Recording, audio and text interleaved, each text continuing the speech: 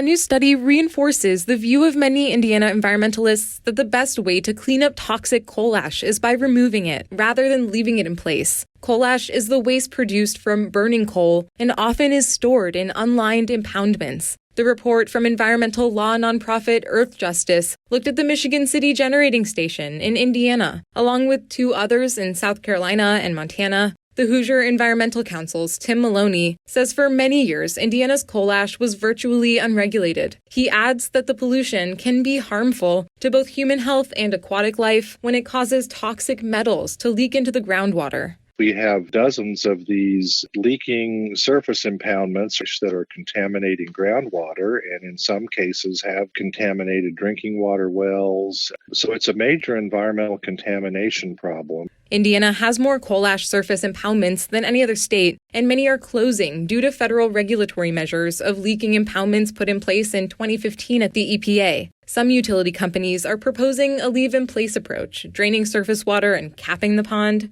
But Maloney says a clean closure, fully removing the ash, is better for the economy and the environment. A clean closure of the Michigan City plant could create roughly 70 jobs in the area. Maloney says Indiana's many impoundments could better be served as locations for clean energy generation. Areas where the ash is left in place generally cannot be redeveloped because they're not structurally sound enough to build on top of. Plus, you have to maintain the viability of the cover that they put over the ash, or else you're just contributing to long-term environmental contamination.